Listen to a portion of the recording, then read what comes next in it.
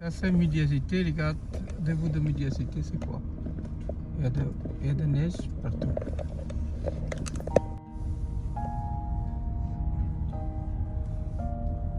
Ça, c'est rue Grétry à Liège. Rue Grétry à Liège, maintenant c'est comme ça. Voilà, c'est à côté, c'est Médiacité.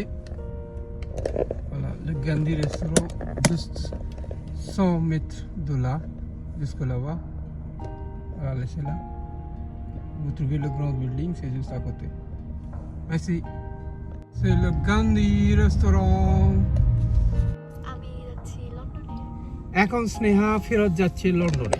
তাকে আমি আর তার মা, সে পিছনে বসে আছে তার মা, আমরা এখন তাকে পৌঁছে দিচ্ছি জাস্ট আপ টু স্টেশন।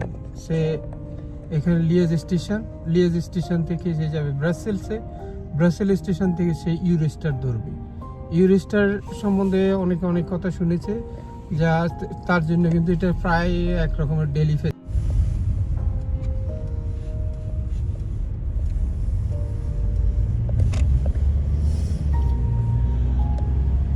চারিদিকে বরফ আর বরফ, সমুদ্রের মাঝখানে যেমন জল আর জল। হ্যাঁ, রাত্রি সারা রাত বরফ পড়েছে, এই জন্য কালকে অ্যালার্ট দিয়েছিল। মানে দেখেছো, সবাই বলছিল কোথায়, ওই দেখো সবাই ফটো তুলতে অভ্যস্ত।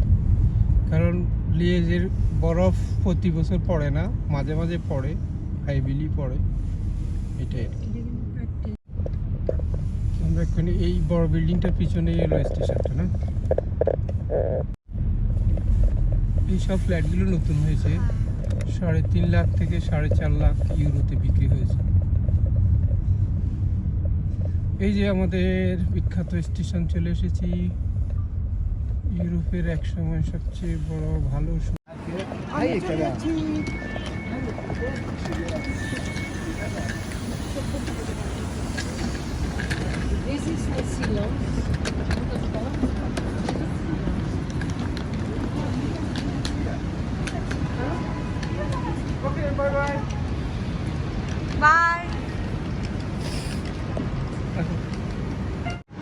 ট্রেনটা দোতলা ট্রেন, হ্যাঁ, ওনা একজন দৌড়াচ্ছে, তারা ওই উদর যেখানে উঠলো না, বুঝতে পারলো। স্নেহা নিচে বসেছে, এই যে আমাদের ভিডিও করছে। এই যে সুন্দর সাইলেন্স, এখানে ট্রেনে এটাতে বসে উঠে কেউ চিৎকার করতে পারবে না। ওকে, বাই বাই। আর 2 মিনিট আছে ট্রেন ছাড়া, ঠিক 2 মিনিট বাদে ট্রেন ছেড়ে দেবে। এই যে গার্ড বাবু এদিক থেকে এদিক ঘুরে বেড়াচ্ছে।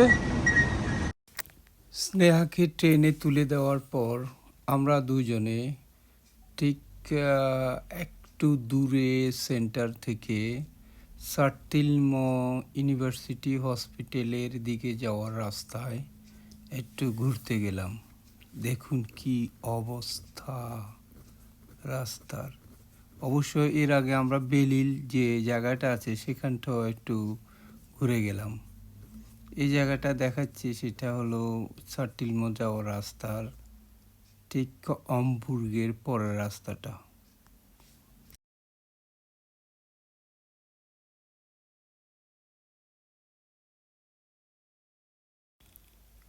প্রকৃতির এক অদ্ভুত নিয়ম।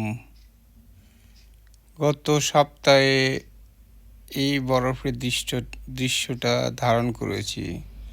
এই সপ্তাহে কিন্তু একটু বরফ নেই, সব আবার আগের মতো হয়ে গেছে। বেলজিয়ামে মাঝে মাঝে কয়েক বছর বাদে বাদেই অনেক বরফ হয়, আর সেই দৃশ্যটা ধারণ করতে লাগে অপূর্ব। আপনাদের কেমন লাগে কমেন্ট বক্সে জানাবেন।